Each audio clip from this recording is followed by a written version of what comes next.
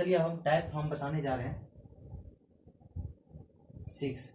Type कितना 6 बता रहे हैं। अब देखिए आगे टाइप थ्योरी कैसे निकलता है। इसका सूत्र होता है क्या कि पहला नंबर हम लिख रहे हैं sine theta into cosec theta equal to 1 होता है।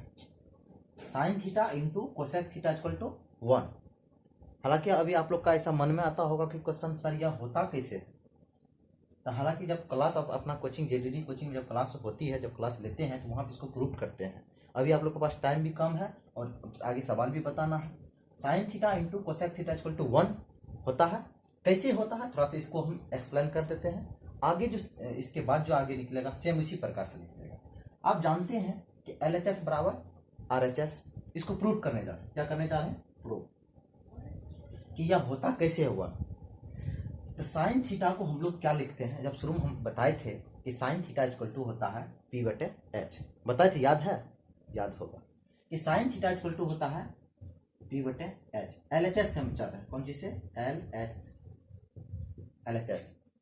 LHS से RHS दिखाना है। तो साइन थीटा इक्वल टू क्या होता है? P/H इंटू मतलब यहाँ हो गया गुना। कोसेक थीटा का क्या होता सूत्र बताइए तो आप? H/P। H/P कर्ण बटे लव। H/P उसी को बोलते हैं। अब देखिए यहाँ पे H और H क्या हो गया? क्रॉस कट गया, P कट जाएगा। कट के वैल्यू कितना आ गया? 1। अब देखिए यहाँ पे भी LHS में भी इतना दिया है, RHS में दिखाना कितना था? 1। इसका तो क्या हो गया? LHS बराबर RHS। हुआ कि नहीं हुआ?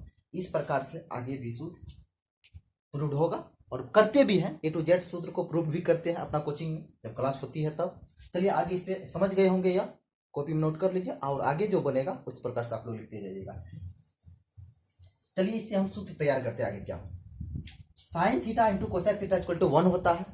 अब हम लोग यहां से साइन का निकालेंगे। साइन का वैल्यू जब निकालेंगे कि साइन थीटा इक्वल टू क्या होगा, आप बता सकते हैं। यहाँ जब ये मल्टीपल में है, गुना में है, बराबर को सर जब भेजेंगे तो यह भाग हो जाता है। साइन थीटा इक्वल टू 1 बटे कोसेक थीटा। क्या होगा? 1 बटे कोसेक थीटा। अब हम लोग लिख सकते हैं साइन थीटा इक्वल टू 1 बटे कोसेक थीटा। इसको हम बॉक्स में बंद कर रहे हैं। इसी प्रकार आप भी बॉक्स बनाते जाइएगा। दूसरा, अब यहां से देखिए हम लोग क्या निकालेंगे? Cosec theta. Cosec theta equal to क्या होगा? 1 बटे, बताइए आप क्या होगा? साइन यहां मल्टीपल में आ गया, क्या हो गया? Divide sine theta. Cosec theta equal to 1 by sine theta. यानी एक सूत्र से 2 सूत्र तैयार हुआ। इसको आप ध्यान में रखिएगा और याद करना नहीं है, इसको सिर्फ समझना। एक नंबर में लिखे sine theta into cosec theta equal to 1 हुआ और इसी से हम ये दोनों तैयार किए। क्या आसान है ना? बिल्कुल आसान है। चलिए दूसरा नंबर हम लिखते हैं, फिर उसी प्रकार से होगा। दूसरा का भी 2 को निकलेगा। तो दूसरा नंबर में क्या है? Tan theta into cot theta equal to 1 होता है।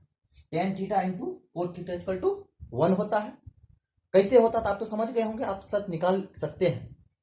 अब यहां देखिए मल्टीपल में हमको टेन का वैल्यू निकालना है। टेन थीटा इक्वल टू क्या होगा? 1 बाय मल्टीपल में इधर डिवाइड हो जाएगा, 1 by cot theta. 1 by cot theta होगा।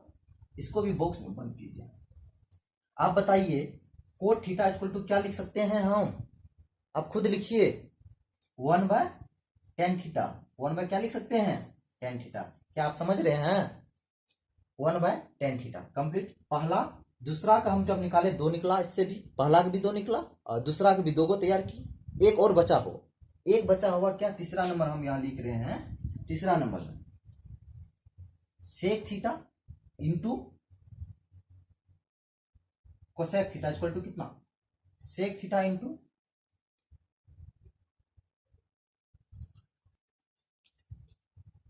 सेक theta into cos theta equal to क्या होता है? 1। कैसे होता है इसको आप प्रूव करके आप निकाल लीजिएगा। जिस तरह हम बता दिए थे, एक का साइन का बताया, उसी तरह से दूसरा नंबर का भी निकलेगा। कोट का, सेक और कोसेक का भी, कोस का भी उसी प्रकार निकलेगा। देख लीजिए यहाँ पे आप सेक के निकाल रहे हैं। सेक थीटा इक्वल टू क्या होगा? 1 by cos theta. Cos theta जब निकालेंगे तो 1 बाय क्या होगा? Sec theta. बहुत इंपॉर्टेंट सवाल सूत्र है, यह पूछा गया है, यह पूछा जाता है सवाल में। आपका ऑब्जेक्टिव क्वेश्चन में बिहार बोर्ड ऐसा क्वेश्चन पूछता है। और विद्यार्थी को जिसको यह सूत्र याद नहीं रहेगा कंप्लीट, त्रिकोणमिति तो उसको बहुत सारे प्रॉब्लम होगा, सवाल एक एक छूट जाएगा। अब एक एक सवाल का बहुत इंपॉर्टेंट है जो कि आपका नंबर प्लस करेगा। इतना चीज हम लोग जब जान गए हैं, आगे इसके बारे में देखिए क्या होता है। देखिए सबसे पहला है क्या कि जितना भी त्रिकोणमिति का सूत्र जो भी चीज है, बेसिकली जितना चीज पढ़ाते हैं सारी चीज को प्रूव करते हैं, ताकि स्टूडेंट को अभी 10th उसका बेसिक होता है, ताकि वो आगे जैसे बढ़ेगा इंटर में उसका ऐसा मन में आ गया कि हम साइंस रखे मैथ रखे, तो अभी जैसे उसका बेसिकली स्ट्रॉन्ग रहेगा तो आगे उसको दिक्कत नहीं होगी मेरे ख्याल से। और इंटर में जब बेहतर किया तो आगे उसका भी ऐसा मन में आता होगा कि आगे हम और बेहतर करें। कोई बहुत ऐसा स्टूडेंट है जो कि आगे ग्रेजुएशन करने के लिए मैथ ऑनर्स रख लेता है। तो ये सब सारी चीज का भूमिका आगे बहुत यूज है। इसलिए कि विद्यार्थी को अभी से बेसिकली बताते जाते ताकि आगे उसका माइंड अभी से डेवलप हो, आगे दिक्कत ना हो। इस प्रकार समझिए आप लोग। आगे हम लोग फिर नेक्स्ट अभी सूत्र